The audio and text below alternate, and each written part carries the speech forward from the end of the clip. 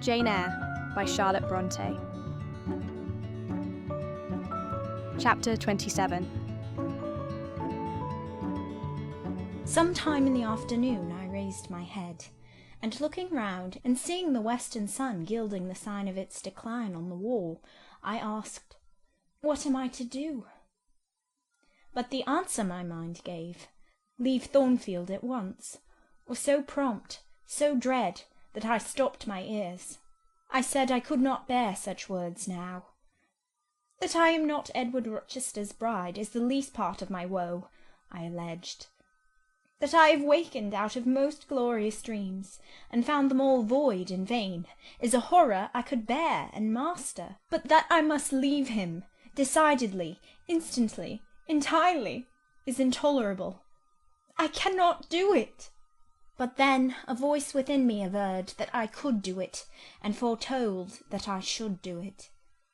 I wrestled with my own resolution. I wanted to be weak that I might avoid the awful passage of further suffering I saw laid out for me. And conscience turned tyrant, held passion by the throat, told her tauntingly she had yet but dipped her dainty foot in the slough, and swore that with that arm of iron he would thrust her down to unsounded depths of agony. "Let me be torn away," then I cried. "Let another help me." "No, you shall tear yourself away. None shall help you. You shall yourself pluck out your right eye, yourself cut off your right hand. Your heart shall be the victim, and you the priest to transfix it." I rose up suddenly, terror-struck at the solitude which so ruthless a judge haunted, at the silence which so awful a voice filled. My head swam as I stood erect. I perceived that I was sickening from excitement and inanition. Neither meat nor drink had passed my lips that day, for I had taken no breakfast. And with a strange pang I now reflected that long as I had been shut up here, no message had been sent to ask how I was, or to invite me to come down. Not even little Adele had tapped at the door. Not even Mrs. Fairfax had sought me. "Friends always forget those whom fortune forsakes," I murmured, as I undrew the bolt and passed out. I stumbled over an obstacle. My head was still dizzy, my sight was dim, and my limbs were feeble. I could not soon recover myself. I fell, but not on to the ground. An outstretched arm caught me. I looked up. I was supported by Mr. Rochester, who sat in a chair across my chamber threshold. "You come out at last," he said. "Well, I've been waiting for you long and listening. Yet not one movement have I heard, nor one sob. 5 minutes more of that death-like hush, and I should have forced the lock like a burglar. So you shun me. You shut yourself up and grieve alone. I would rather you had come and upbraided me with vehemence. You are passionate. I expected a scene of some kind. I was prepared for the hot rain of tears, only I wanted them to be shed on my breast. Now a senseless flaw has received them, or your drenched handkerchief. But I err. You have not wept at all. I see a white cheek and a faded eye, but no trace of tears. I suppose, then, your heart has been weeping blood? Well, Jane, not a word of reproach? Nothing bitter, nothing poignant? Nothing to cut a feeling or sting a passion? You sit quietly where I have placed you, and regard me with a weary, passive look. Jane, I never meant to wound you thus. If the man who had but one little ewe lamb that was dear to him as a daughter, that ate of his bread and drank of his cup and lay in his bosom, had by some mistake slaughtered it at the shambles, he would not have rued his bloody blunder more than I now rue mine. Will you ever forgive me? Reader, I forgave him at the moment, and on the spot. There was such deep remorse in his eye, such true pity in his tone, such manly energy in his manner, and besides there was such unchanged love in his whole look and mien. I forgave him all, yet not in words, not outwardly, only at my heart's core. You know I am a scoundrel, Jane? Ere long he inquired wistfully. wondering, I suppose, at my continued silence and tameness, the result rather of weakness than of will. "Yes, sir." Then tell me so, roundly and sharply. Don't spare me. "I cannot. I am tired and sick. I want some water." He heaved a sort of shuddering sigh, and taking me in his arms, carried me downstairs. At first I did not know to what room he had borne me. All was cloudy to my glazed sight. Presently I felt the reviving warmth of a fire, for summer as it was, I had become icy cold in my chamber.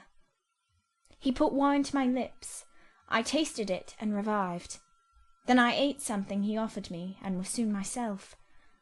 I was in the library, sitting in his chair.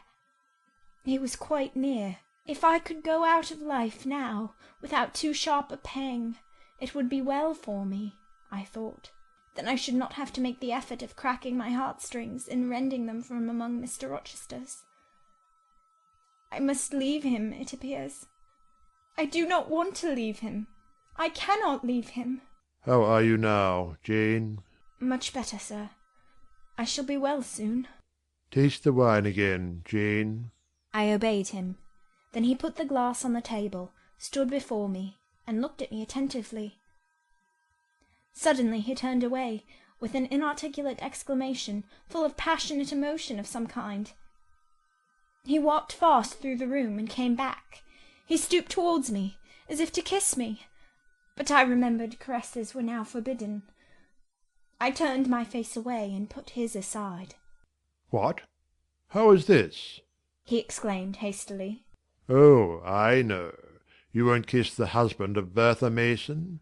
You consider my arms filled and my embraces appropriated?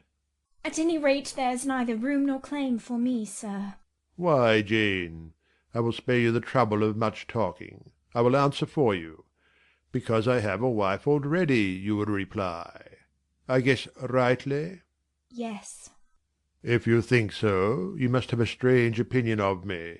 You must regard me as a plotting profligate, a base and low rake who has been simulating disinterested love in order to draw you into a snare deliberately laid, and strip you of honour and rob you of self-respect. What do you say to that? I see you can say nothing in the first place. You are faint still, and have enough to do to draw your breath. In the second place, you cannot yet accustom yourself to accuse and revile me, and besides, the floodgates of tears are opened, and they would rush out if you spoke much. And you have no desire to expostulate, to upbraid, to make a scene. You are thinking how to act. Talking, you consider, is of no use. I know you. I am on my guard. Sir, I do not wish to act against you, I said, and my unsteady voice warned me to curtail my sentence. Not in your sense of the word, but in mine you are scheming to destroy me. You have as good as said that I am a married man. As a married man you will shun me, keep out of my way. Just now you have refused to kiss me. You intend to make yourself a complete stranger to me, to live under this roof only as Adele's governess. If ever I say a friendly word to you, if ever a friendly feeling inclines you again to me, you will say, "That man had nearly made me his mistress. I must be ice and rock to him, and ice and rock you will accordingly become." I cleared and steadied my voice to reply. All is changed about me, sir. I must change too. There is no doubt of that. And to avoid fluctuations of feeling, and continual combats with recollections and associations, there is only one way. Adele must have a new governess, sir. Oh, Adele will go to school. I have settled that already. Nor do I mean to torment you with the hideous associations and recollections of Thornfield Hall. This accursed place, this tent of Achan, this insolent vault offering the ghastliness of living death to the light of the open sky, this narrow stone hell, with its one real fiend, worse than a legion of such as we imagine. Jane, you shall not stay here, nor will I. I was wrong ever to bring you to Thornfield Hall, knowing as I did how it was haunted. I charged them to conceal from you, before I ever saw you, all knowledge of the curse of the place. merely because I feared Adele never would have a governess to stay if she knew with what inmate she was housed, and my plans would not permit me to remove the maniac elsewhere, though I possess an old house, Ferndean Manor, even more retired and hidden than this, where I could have lodged her safely enough, had not a scruple about the unhealthiness of the situation, in the heart of a wood, made my conscience recoil from the arrangement. Probably those damp walls would soon have eased me of her charge. But to each villain his own vice, and mine is not a tendency to indirect assassination, even of what I most hate. Concealing the mad woman's neighbourhood from you, however, was something like covering a child with a cloak and laying it down near a upas tree. That demon's vicinage is poisoned, and always was. But I'll shut up Thornfield Hall. I'll nail up the front door and board the lower windows. I'll give Mrs. Poole 200 a year to live here with my wife, as you term that fearful hag. Grace will do much for money, and she shall have her son, the keeper at Grimsby Retreat, to bear her company, and be at hand to give her aid in the paroxysms, when my wife is prompted by her familiar to burn people in their beds at night, to stab them, to bite their flesh from their bones, and so on. "Sir," I interrupted him, "you are inexorable for that unfortunate lady. You speak of her with hate, with vindictive antipathy. It is cruel. She cannot help being mad." Jane, my little darling, so I will call you, for so you are. You don't know what you are talking about. You misjudge me again. It is not because she is mad I hate her. If you were mad, do you think I should hate you? "I do indeed, sir." Then you are mistaken, and you know nothing about me, and nothing about the sort of love of which I am capable. Every atom of your flesh is as dear to me as my own. In pain and sickness it would still be dear. Your mind is my treasure, and if it were broken, it would be my treasure still. If you raved, my arms should confine you, and not a strait waistcoat. Your grasp, even in fury, would have a charm for me. If you flew at me as wildly as that woman did this morning, I should receive you in an embrace at least as fond as it would be restrictive. I should not shrink from you with disgust as I did from her. In your quiet moments you should have no watcher and no nurse but me.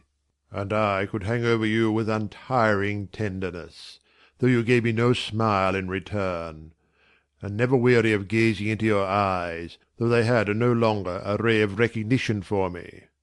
But why do I follow that train of ideas? I was talking of removing you from Thornfield. All you know is prepared for prompt departure. Tomorrow you shall go. I only ask you to endure one more night under this roof, Jane, and then farewell to its miseries and terrors for ever. I have a place to repair to, which will be a secure sanctuary from hateful reminiscences, from unwelcome intrusion, even from falsehood and slander. "And take Adele with you, sir," I interrupted. "She will be a companion for you." What do you mean, Jane? I told you I would send Adele to school. And what do I want with a child for a companion, and not my own child, a French dancer's bastard? Why do you importune me about her? I say, why do you assign Adele to me for a companion? "You spoke of a retirement, sir, and retirement and solitude are dull. Too dull for you." Solitude, solitude! he reiterated with irritation. I see I must come to an explanation. I don't know what sphinx-like expression is forming in your countenance. You are to share my solitude. Do you understand? I shook my head. It required a degree of courage, excited as he was becoming, even to risk that mute sign of dissent. He had been walking fast about the room, and he stopped, as if suddenly rooted to one spot. He looked at me long and hard. I turned my eyes from him, fixed them on the fire, and tried to assume and maintain a quiet, collected aspect. Now for the hitch in Jane's character, he said at last, speaking more calmly than from his look I had expected him to speak. The reel of silk has run smoothly enough so far, but I always knew there would come a knot and a puzzle. Here it is. Now for vexation and exasperation and endless trouble. By God! I long to exert a fraction of Samson's strength, and break the entanglement like tow. He recommenced his walk, but soon again stopped, and this time just before me. Jane, will you hear reason? He stooped and approached his lips to my ear. Because if you won't, I'll try violence. His voice was hoarse, his look that of a man who is just about to burst an insufferable bond and plunge headlong into wild license. I saw that in another moment, and with one impetus of frenzy more, I should be able to do nothing with him. The present, the passing second of time, was all I had in which to control and restrain him. A movement of repulsion, flight, fear would have sealed my doom, and his. But I was not afraid, not in the least. I felt an inward power, a sense of influence which supported me. The crisis was perilous, but not without its charm, such as the Indian perhaps feels when he slips over the rapid in his canoe. I took hold of his clenched hand, loosened the contorted fingers, and said to him soothingly, "Sit down. I'll talk to you as long as you like, and hear all you have to say, whether reasonable or unreasonable." He sat down, but he did not get leave to speak directly. I had been struggling with tears for some time. I had taken great pains to repress them, because I knew he would not like to see me weep. Now, however, I considered it well to let them flow as freely and as long as they liked. If the flood annoyed him, so much the better. So I gave way, and cried heartily. Soon I heard him earnestly entreating me to be composed. I said I could not, while he was in such a passion. But I am not angry, Jane. I only love you too well, and you had steeled your little pale face with such a resolute frozen look, I could not endure it. Hush now, and wipe your eyes. His softened voice announced that he was subdued, so I, in my turn, became calm. Now he made an effort to rest his head on my shoulder, but I would not permit it. Then he would draw me to him. "No." Jane, Jane, he said, in such an accent of bitter sadness it thrilled along every nerve I had. You don't love me, then? It was only my station and the rank of my wife that you valued. Now that you think me disqualified to become your husband, you recoil from my touch as if I were some toad or ape. These words cut me. Yet what could I do or I say? I ought probably to have done or said nothing, but I was so tortured by a sense of remorse at thus hurting his feelings, I could not control the wish to drop balm where I had wounded. "I do love you," I said, "more than ever. But I must not show or indulge the feeling, and this is the last time I must express it." The last time, Jane? What? Do you think you can live with me, and see me daily, and yet, if you still love me, be always cold and distant? No, sir. That I am certain I could not, and therefore I see there is but one way. But you will be furious if I mention it. Oh, mention it. If I storm, you have the art of weeping. Mr. Rochester, I must leave you. For how long, Jane? For a few minutes, while you smooth your hair, which is somewhat dishevelled, and bathe your face, which looks feverish? I must leave Adele and Thornfield. I must part with you for my whole life. I must begin a new existence among strange faces and strange scenes.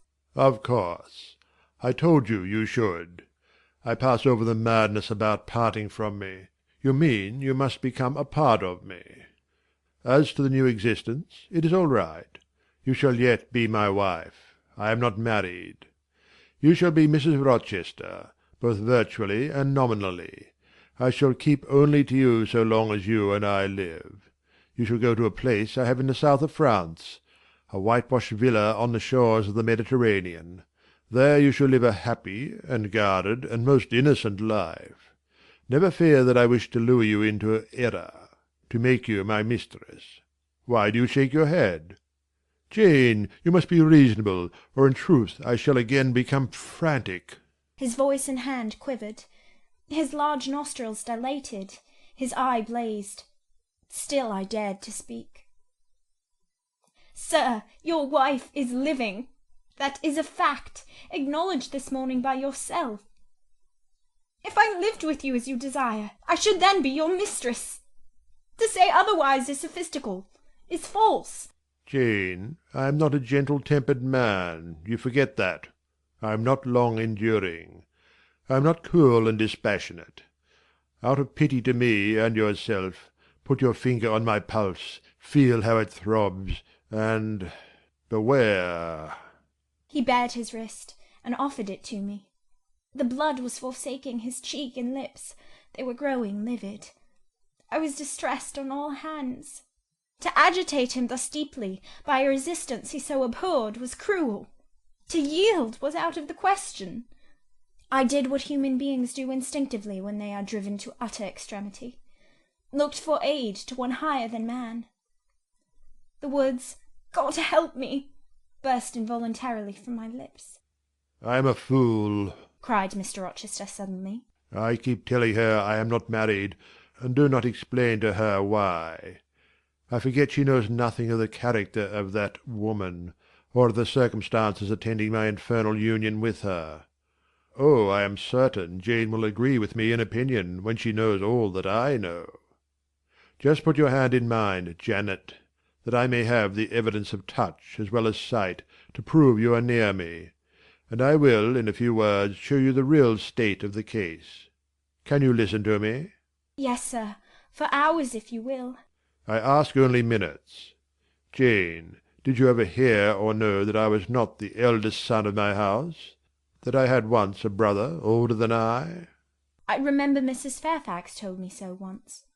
And did you ever hear that my father was an avaricious, grasping man? I have understood something to that effect. Well, Jane, being so, it was his resolution to keep the property together. He could not bear the idea of dividing his estate and leaving me a fair portion. All he resolved should go to my brother Rowland. Yet as little could he endure that a son of his should be a poor man. I must be provided for by a wealthy marriage. He sought me a partner betimes. Mr. Mason, a West India planter and merchant, was his old acquaintance. He was certain his possessions were real and vast. He made inquiries. Mr. Mason, he found, had a son and daughter, and he learned from him that he could and would give the latter a fortune of £30,000. That sufficed. When I left college I was sent out to Jamaica to espouse a bride already courted for me. My father said nothing about her money, but he told me Miss Mason was the boast of Spanish Town for her beauty, and this was no lie. I found her a fine woman, in the style of Blanche Ingram, tall, dark, and majestic. Her family wished to secure me because I was of a good race, and so did she.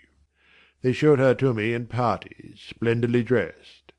I seldom saw her alone, and had very little private conversation with her. She flattered me, and lavishly displayed for my pleasure her charms and accomplishments. All the men in her circle seemed to admire her and envy me. I was dazzled, stimulated, my senses were excited, and being ignorant, raw, and inexperienced, I thought I loved her. There is no folly so besotted that the idiotic rivalries of society, the prurience, the rashness, the blindness of youth, will not hurry a man to its commission. Her relatives encouraged me. Competitors piqued me. She allured me. A marriage was achieved almost before I knew where I was. Oh, I have no respect for myself when I think of that act. An agony of inward contempt masters me. I never loved, I never esteemed, I did not even know her. I was not sure of the existence of one virtue in her nature. I had marked neither modesty, nor benevolence, nor candour, nor refinement in her mind or manners. And I married her.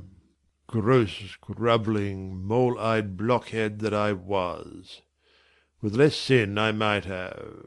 But let me remember to whom I am speaking. My bride's mother I had never seen. I understood she was dead. The honeymoon over, I learned my mistake. She was only mad and shut up in a lunatic asylum. There was a younger brother too, a complete dumb idiot. The elder one, whom you have seen, and whom I cannot hate whilst I abhor all his kindred, because he has some grains of affection in his feeble mind, shown in the continued interest he takes in his wretched sister, and also in a dog-like attachment he once bore me, will probably be in the same state one day. My father and my brother Roland knew all this, but they thought only of the £30,000, and joined in the plot against me. These were vile discoveries, but except for the treachery of concealment, I should have made them no subject of reproach to my wife, even when I found her nature wholly alien to mine, her tastes obnoxious to me, her cast of mind common, low, narrow, and singularly incapable of being led to anything higher, expanded to anything larger, when I found that I could not pass a single evening, nor even a single hour of the day with her in comfort, that kindly conversation could not be sustained between us, because whatever topic I started, immediately received from her a turn at once coarse and trite, perverse and imbecile. When I perceived that I should never have a quiet or settled household, because no servant would bear the continued outbreaks of her violent and unreasonable temper, or the vexations of her absurd, contradictory, exacting orders, even then I restrained myself. I eschewed upbraiding, I curtailed remonstrance, I tried to devour my repentance and disgust in secret, I repressed the deep antipathy I felt. Jane, I will not trouble you with abominable details. Some strong words shall express what I have to say. I lived with that woman upstairs 4 years, and before that time she had tried me indeed. Her character ripened and developed with frightful rapidity. Her vices sprang up fast and rank. They were so strong only cruelty could check them, and I would not use cruelty. What a pigmy intellect she had, and what giant propensities! How fearful were the curses those propensities entailed on me! Bertha Mason, the true daughter of an infamous mother, dragged me through all the hideous and degrading agonies which must attend a man bound to a wife at once intemperate and unchaste. My brother, in the interval, was dead, and at the end of 4 years my father died too. I was rich enough now, yet poor to hideous indigence. A nature the most gross, impure, depraved I ever saw was associated with mine, and called by the law and by society a part of me, and I could not rid myself of it by any legal proceedings, for the doctors now discovered that my wife was mad. Her excesses had prematurely developed the germs of insanity. Jane, you don't like my narrative. You look almost sick. Shall I defer the rest to another day? No, sir, finish it now. I pity you. I do earnestly pity you. Pity, Jane, from some people is a noxious and insulting sort of tribute, which one is justified in hurling back in the teeth of those who offer it. But that is the sort of pity native to callous, selfish hearts. It is a hybrid egotistical pain at hearing of woes, crossed with ignorant contempt for those who have endured them. But that is not your pity, Jane. It is not the feeling of which your whole face is full at this moment, with which your eyes are now almost overflowing, with which your heart is heaving, with which your hand is trembling in mine. Your pity, my darling, is the suffering mother of love. Its anguish is the very natal pang of the divine passion. I accept it, Jane. Let the daughter have free advent. My arms wait to receive her. Now, sir, proceed. What did you do when you found she was mad? Jane, I approached the verge of despair. A remnant of self-respect was all that intervened between me and the gulf. In the eyes of the world I was doubtless covered with grimy dishonour, but I resolved to be clean in my own sight. And to the last I repudiated the contamination of her crimes, and wrenched myself from connection with her mental defects. Still, society associated my name and person with hers. I yet saw her, and heard her daily.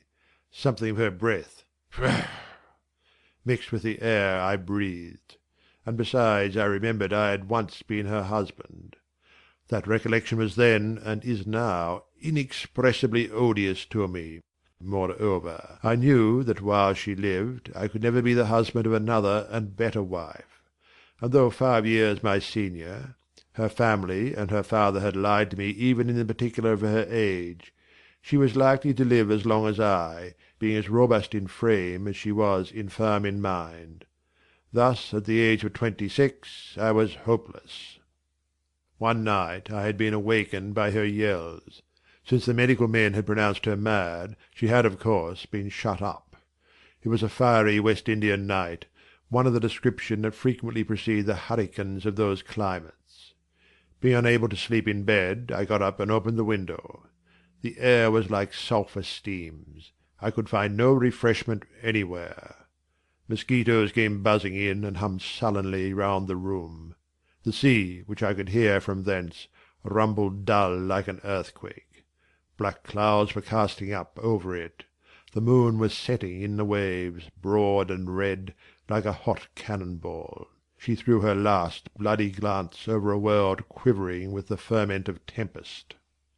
I was physically influenced by the atmosphere and scene, and my ears were filled with the curses the maniac still shrieked out, wherein she momentarily mingled my name with such a tone of demon hate, with such language.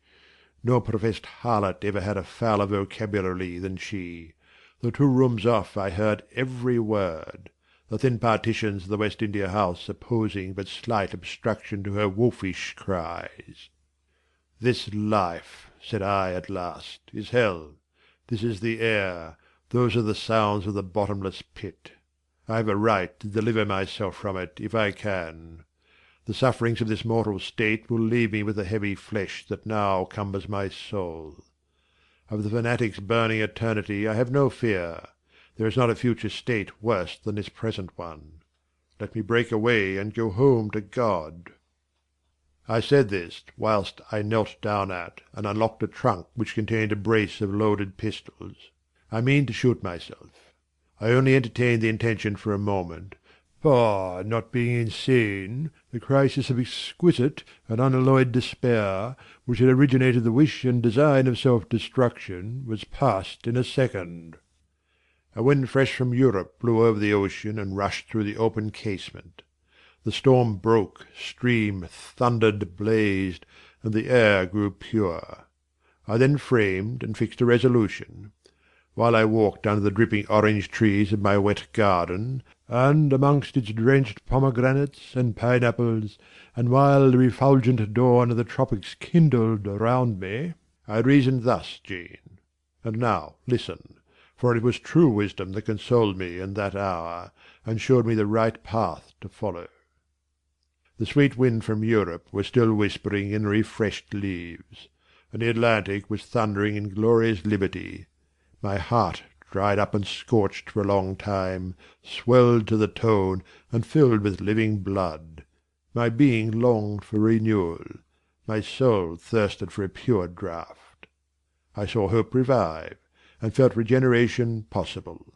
From a flowery arch at the bottom of my garden I gazed over the sea, bluer than the sky.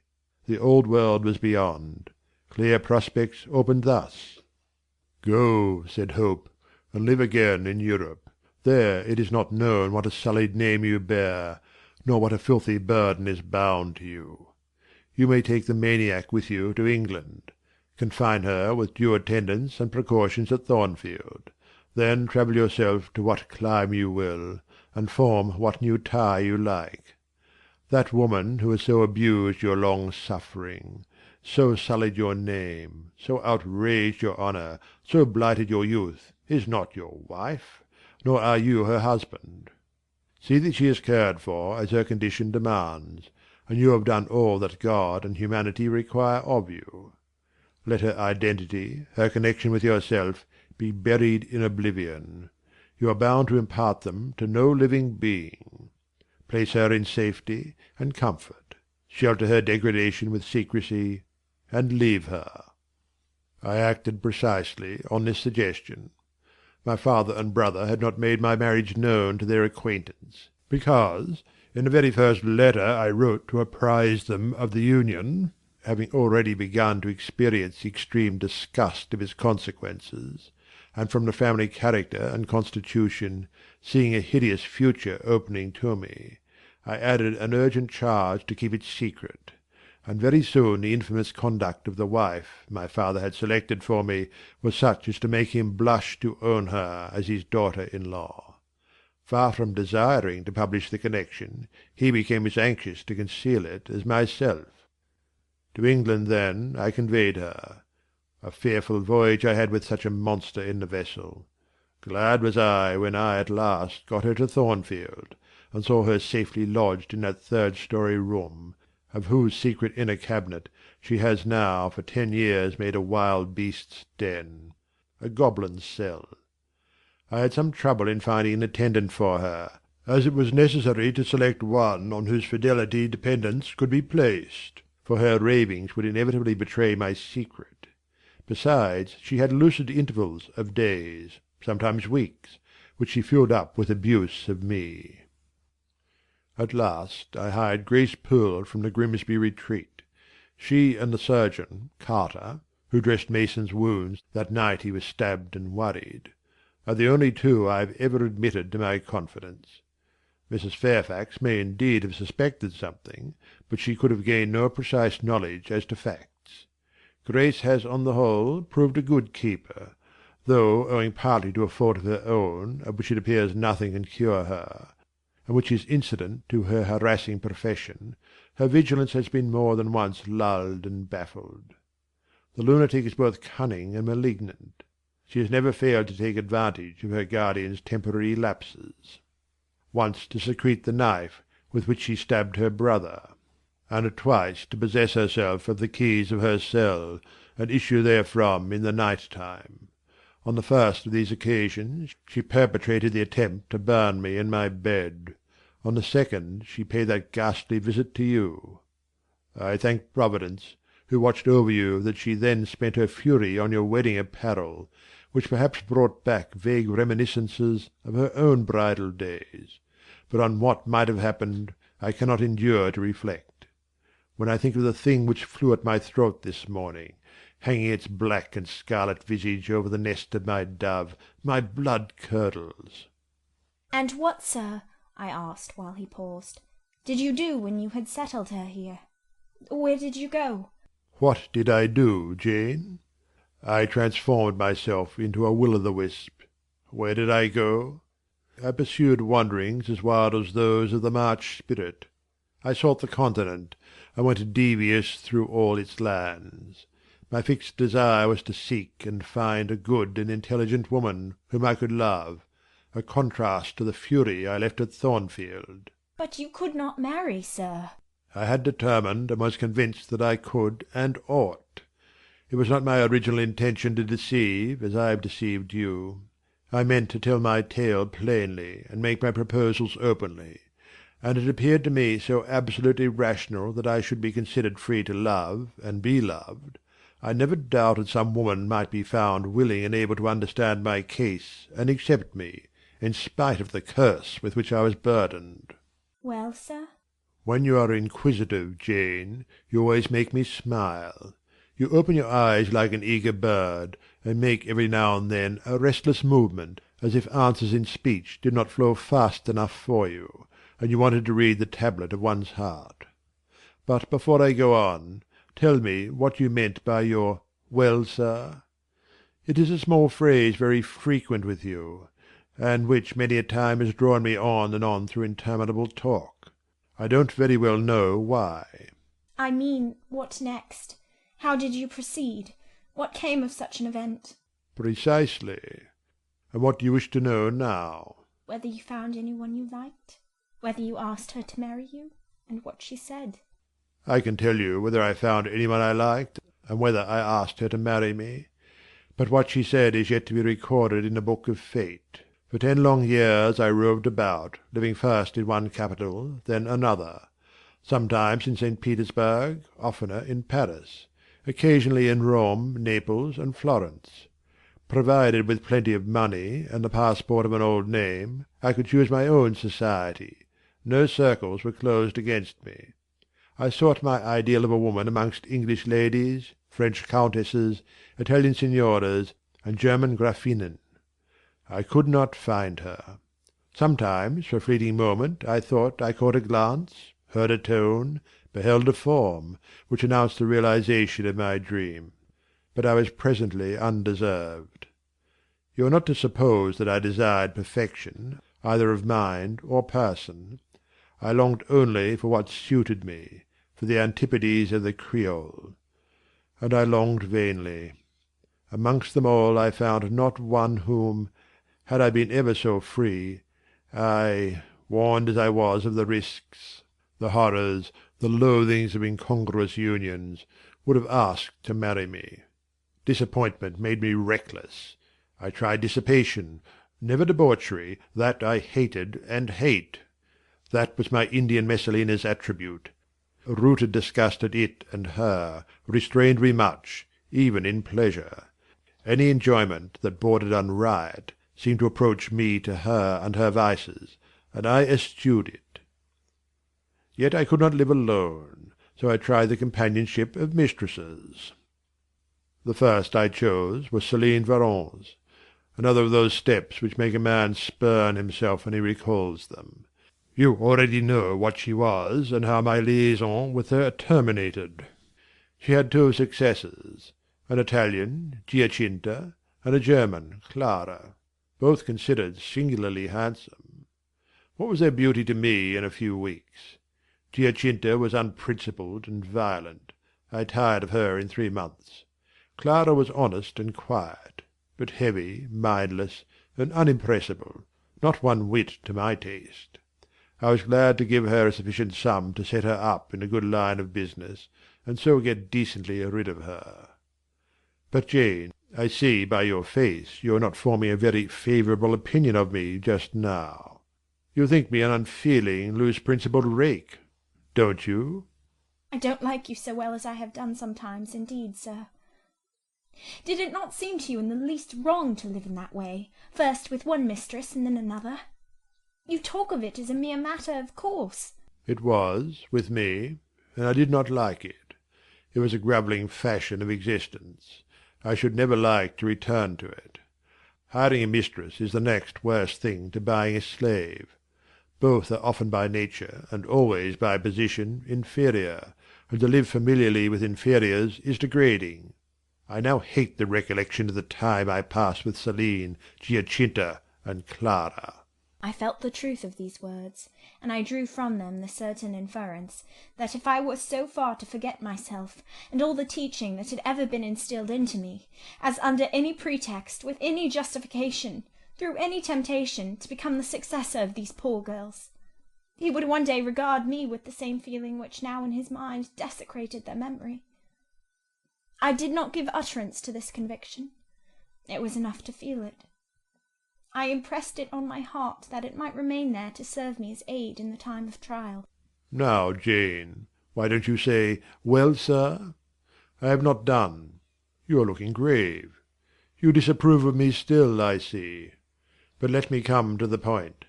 Last January, rid of all mistresses, in a harsh, bitter frame of mind, the result of a useless, roving, lonely life, corroded with disappointment, sourly disposed against all men, and especially against all womankind, for I began to regard the notion of an intellectual, faithful, loving woman as a mere dream. Recalled by business, I came back to England. On a frosty winter afternoon I rode in sight of Thornfield Hall.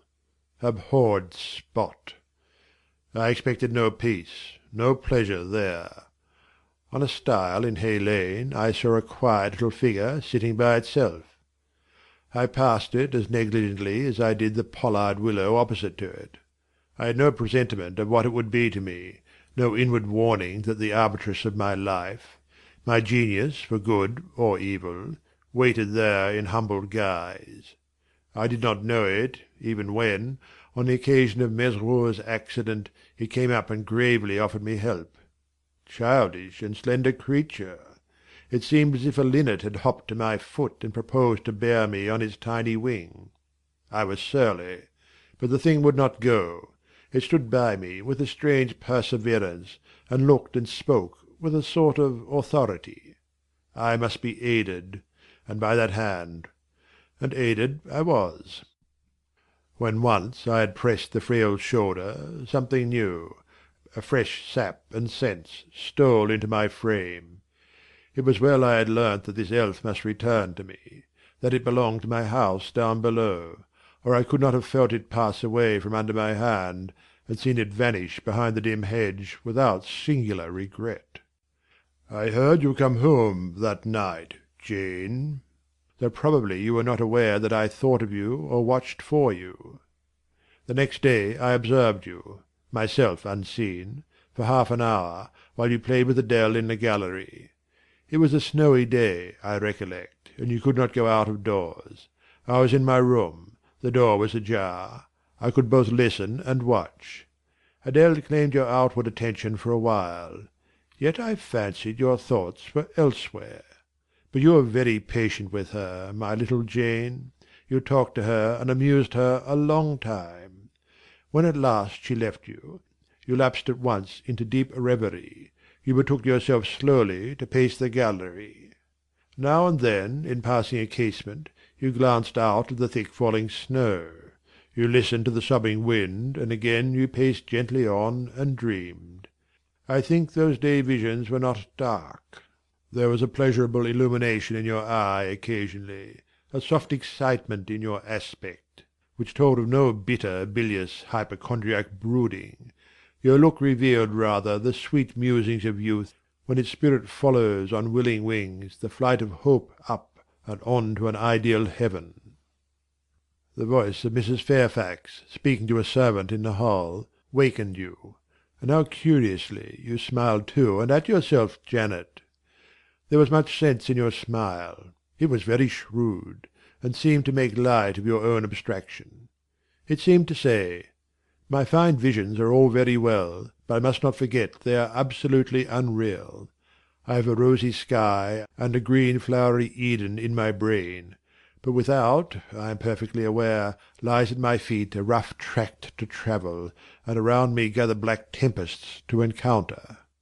You ran downstairs and demanded of Mrs. Fairfax some occupation, the weekly house accounts to make up, or something of that sort, I think it was.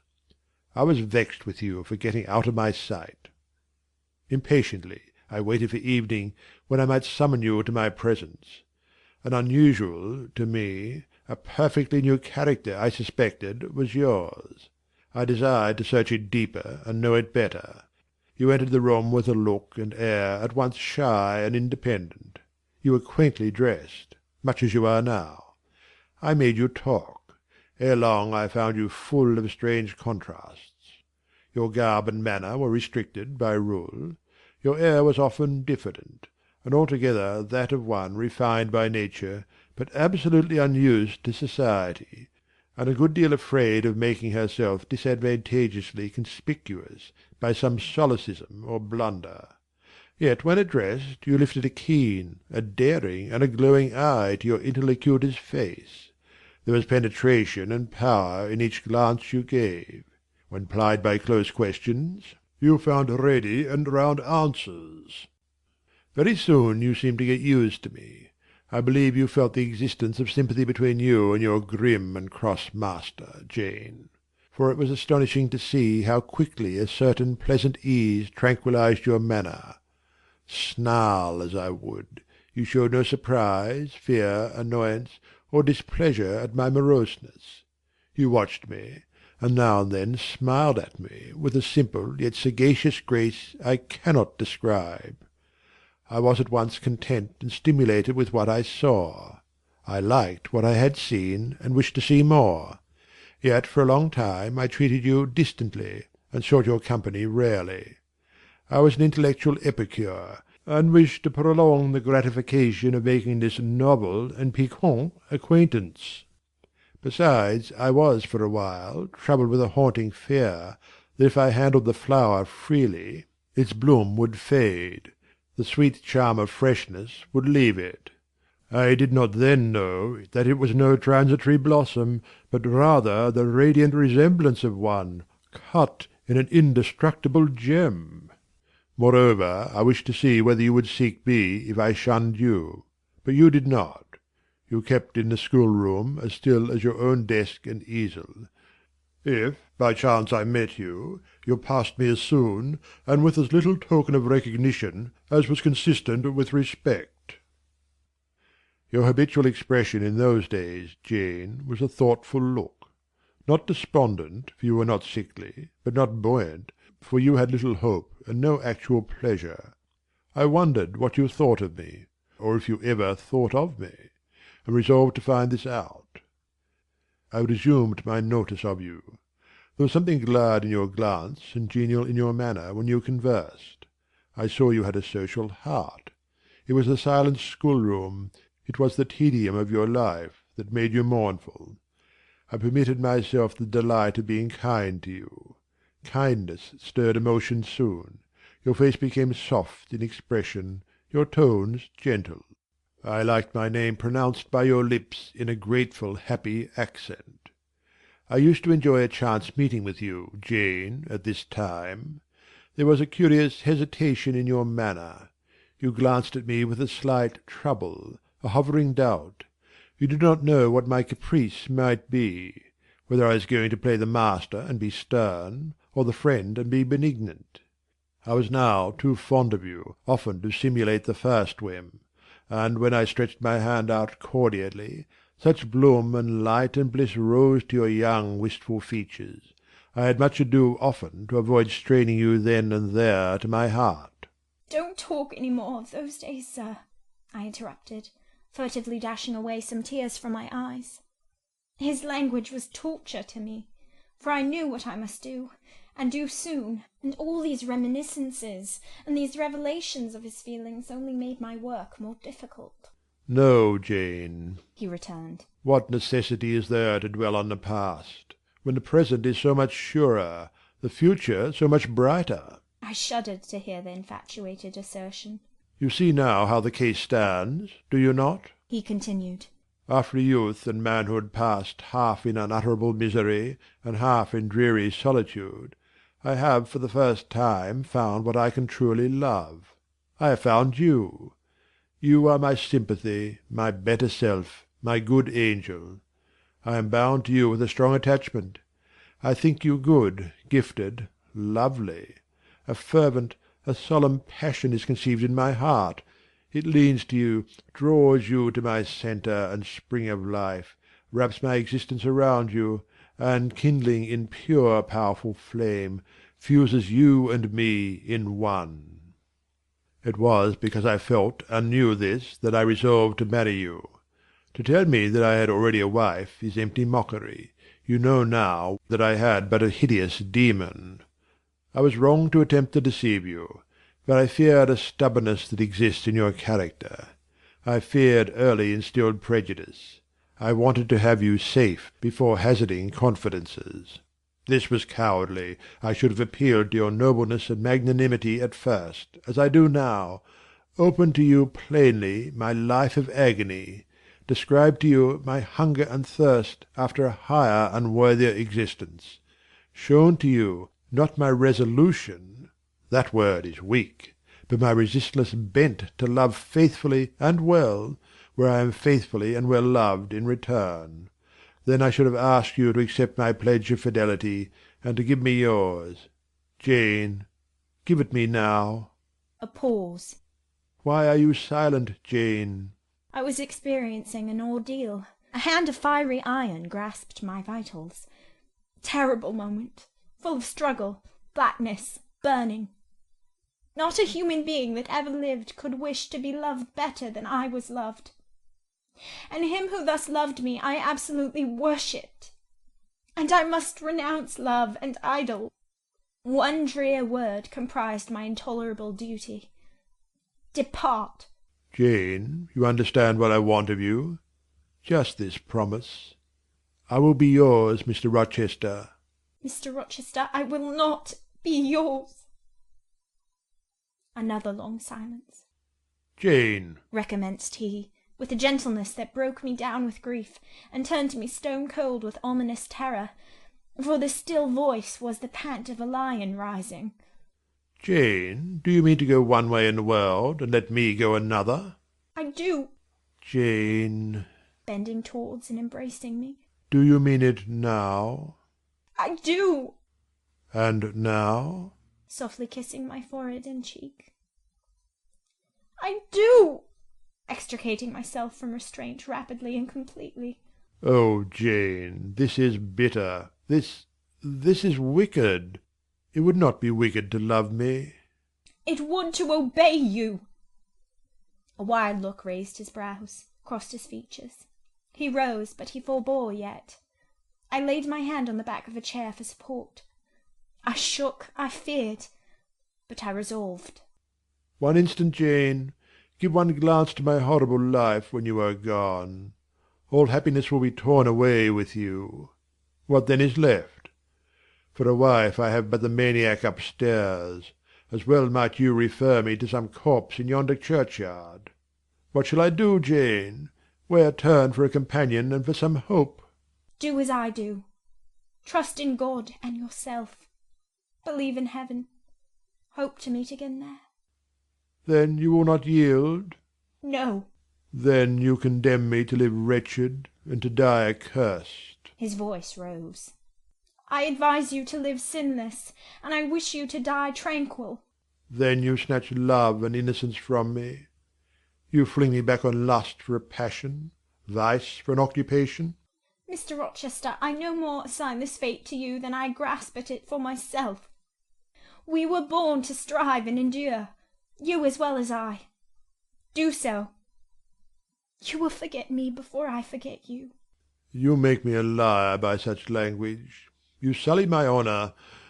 I declared I could not change. You tell me to my face I shall change soon. And what a distortion in your judgment, what a perversity in your ideas, is proved by your conduct! Is it better to drive a fellow creature to despair than to transgress a mere human law, no man being injured by the breach? For you have neither relatives nor acquaintances whom you need fear to offend by living with me. This was true, and while he spoke my very conscience and reason turned traitors against me, and charged me with crime in resisting him. They spoke almost as loud as feeling, and that clamoured wildly. "Oh, comply!" it said. "Think of his misery, think of his danger, look at his state when left alone, remember his headlong nature, consider the recklessness following on despair, soothe him, save him, love him, tell him you love him and will be his. Who in the world cares for you, or will be injured by what you do?" Still indomitable was the reply. "I care for myself. The more solitary, the more friendless, the more unsustained I am, the more I will respect myself. I will keep the law given by God, sanctioned by man. I will hold to the principles received by me when I was sane and not mad, as I am now. Laws and principles are not for the times when there is no temptation. They are for moments such as this, when body and soul rise in mutiny against their rigour. Stringent are they, inviolate they shall be. If at my individual convenience I might break them, what would be their worth? They have a worth, so I have always believed, and if I cannot believe it now, it is because I am insane, quite insane, with my veins running fire and my heart beating faster than I can count its throbs. Preconceived opinions, foregone determinations, are all I have at this hour to stand by. There I plant my foot. I did. Mr. Rochester, reading my countenance, saw I had done so.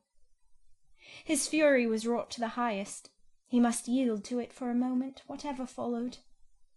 He crossed the floor and seized my arm and grasped my waist. He seemed to devour me with his flaming glance. Physically, I felt at the moment powerless as stubble exposed to the draught and glow of a furnace. Mentally, I still possessed my soul, and with it the certainty of ultimate safety. The soul, fortunately, has an interpreter, often an unconscious, but still a truthful interpreter, in the eye. My eye rose to his, and while I looked in his fierce face, I gave an involuntary sigh. His gripe was painful, and my overtaxed strength almost exhausted. "Never," said he, as he ground his teeth. "Never was anything at once so frail and so indomitable. A mere reed she feels in my hand." and he shook me with the force of his hold. I could bend her with my finger and thumb. And what good would it do if I bent, if I uptore, if I crushed her? Consider that eye. Consider the resolute, wild, free thing looking out of it, defying me with more than courage, with a stern triumph. Whatever I do with this cage, I cannot get at it. The savage, beautiful creature! If I tear, if I rend the slight prison, my outrage will only let the captive loose. Conqueror I might be of the house, but the inmate would escape to heaven before I could call myself possessor of its clay dwelling place. And it is you, spirit, with will and energy and virtue and purity, that I want, not alone your brittle frame. Of yourself you could come with soft flight and nestle against my heart, if you would. Seized against your will, you will elude the grasp like an essence. You will vanish ere I inhale your fragrance. Oh, come, Jane, come! As he said this, he released me from his clutch, and only looked at me. The look was far worse to resist than the frantic strain. Only an idiot, however, would have succumbed now. I had dared and baffled his fury. I must elude his sorrow. I retired to the door. You are going, Jane? I am going, sir. You are leaving me? Yes. You will not come? You will not be my comforter, my rescuer? My deep love, my wild woe, my frantic prayer are all nothing to you? What unutterable pathos was in his voice! How hard it was to reiterate firmly, "I am going." Jane! Mr. Rochester. Withdraw then. I consent. But remember, you leave me here in anguish. Go up to your own room. Think over all I have said, and, Jane, cast a glance on my sufferings. Think of me. He turned away.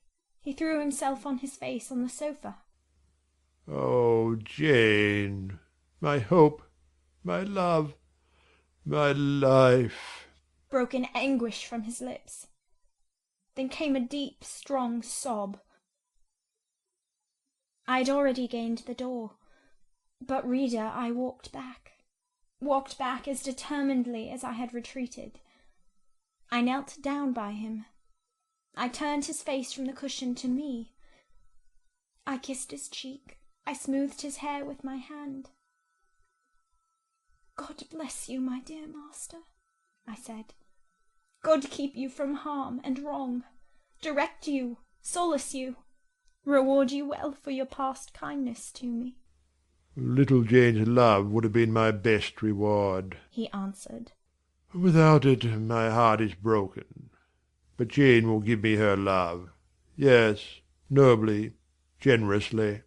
Up the blood rushed to his face. Forth flashed the fire from his eyes. Erect he sprang. He held his arms out, but I evaded the embrace, and at once quitted the room. "Farewell," was the cry of my heart as I left him. Despair added, "Farewell for ever." That night I never thought to sleep, but a slumber fell on me as soon as I lay down in bed. I was transported in thought to the scenes of childhood. I dreamt I lay in the Red Room at Gateshead, that the night was dark, and my mind impressed with strange fears. The light that long ago had struck me into syncope, recalled in this vision, seemed glidingly to mount the wall, and tremblingly to pause in the centre of the obscured ceiling. I lifted up my head to look. The roof resolved to clouds, high and dim. The gleam was such as the moon imparts to vapours she is about to sever. I watched her come, watched with the strangest anticipation, as though some word of doom were to be written on her disk. She broke forth as never moon yet burst from cloud. A hand first penetrated the sable folds and waved them away. Then not a moon, but a white human form shone in the azure, inclining a glorious brow earthward. It gazed, and gazed on me. It spoke to my spirit. Immeasurably distant was the tone, yet so near, it whispered in my heart, "My daughter, flee temptation. Mother, I will." So I answered after I had waked from the trance-like dream. It was yet night, but July nights are short. Soon after midnight dawn comes. It cannot be too early to commence the task I have to fulfil, thought I. I rose. I was dressed, for I had taken off nothing but my shoes. I knew where to find in my drawers some linen, a locket, a ring. In seeking these articles, I encountered the beads of a pearl necklace Mr. Rochester had forced me to accept a few days ago. I left that. It was not mine. It was the visionary bride's who had melted in air. The other articles I made up in a parcel. My purse, containing 20 shillings, it was all I had, I put in my pocket. I tied on my straw bonnet, pinned my shawl, took the parcel and my slippers, which I would not put on yet, and stole from my room. "Farewell, kind Mrs. Fairfax," I whispered, as I glided past her door. "Farewell, my darling Adele," I said, as I glanced towards the nursery. No thought could be admitted of entering to embrace her. I had to deceive a fine ear. For aught I knew, it might now be listening. I would have got past Mr. Rochester's chamber without a pause, but my heart momentarily stopped its beat at that threshold. My foot was forced to stop also. No sleep was there. The inmate was walking restlessly from wall to wall, and again he sighed while I listened. There was a heaven, a temporary heaven, in this room for me if I chose. I had but to go in and to say, "Mr. Rochester, I will love you and live with you through life till death," and a fount of rapture would spring to my lips. I thought of this. That kind master, who could not sleep now, was waiting with impatience for day. He would send for me in the morning. I should be gone. He would have me sought for, vainly. He would feel himself forsaken, his love rejected. He would suffer, perhaps grow desperate. I thought of this, too. My hand moved towards the lock. I caught it back and glided on. Drearily I wound my way downstairs. I knew what I had to do, and I did it mechanically. I sought the key of the side door in the kitchen. I sought, too, a phial of oil and a feather.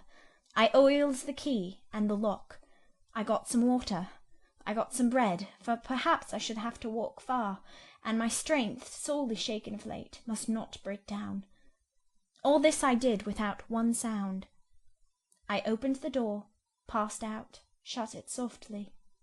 Dim dawn glimmered in the yard.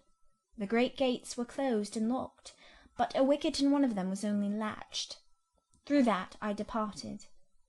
It too I shut, and now I was out of Thornfield. A mile off, beyond the fields, lay a road which stretched out in the contrary direction to Millcote, a road I had never travelled, but often noticed and wondered where it led. Thither I bent my steps. No reflection was to be allowed now. Not one glance was to be cast back, not even one forward. Not one thought was to be given, either to the past or the future. The first was a page so heavenly sweet, so deadly sad, that to read one line of it would dissolve my courage and break down my energy. The last was an awful blank, something like the world when the deluge was gone by. I skirted fields and hedges and lanes till after sunrise. I believe it was a lovely summer morning.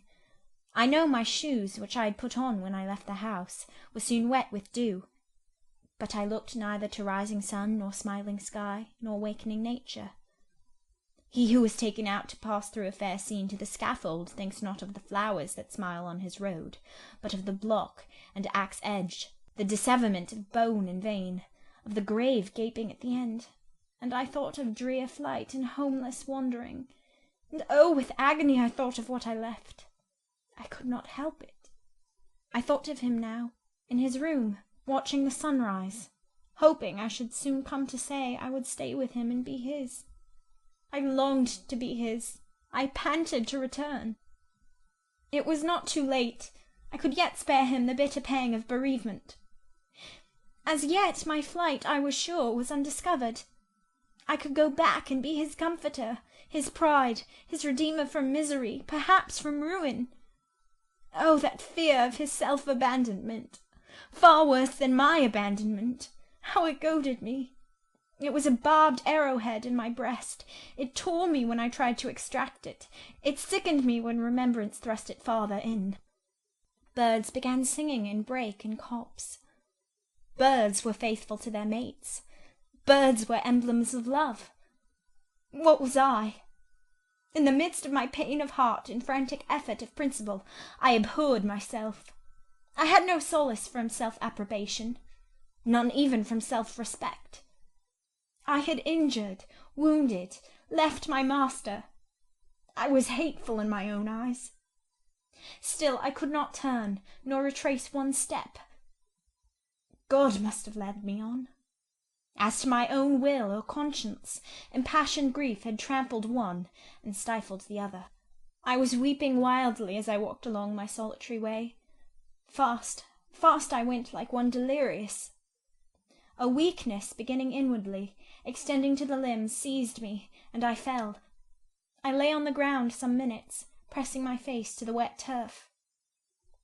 I had some fear, or hope, that here I should die, but I was soon up, crawling forwards on my hands and knees, and then again raised to my feet, as eager and as determined as ever to reach the road.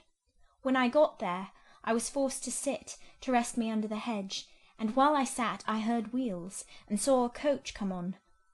I stood up and lifted my hand. It stopped. I asked where it was going. The driver named a place a long way off, and where I was sure Mr. Rochester had no connections. I asked for what sum he would take me there. He said 30 shillings. I answered I had but 20. Well, he would try to make it do. He further gave me leave to get into the inside, as the vehicle was empty. I entered, was shut in, and it rolled on its way. Gentle reader, may you never feel what I then felt. May your eyes never shed such stormy, scalding, heart-wrung tears as poured from mine. May you never appeal to heaven in prayers so hopeless and so agonized as in that hour left my lips. For never may you, like me, dread to be the instrument of evil to what you wholly love. End of chapter 27.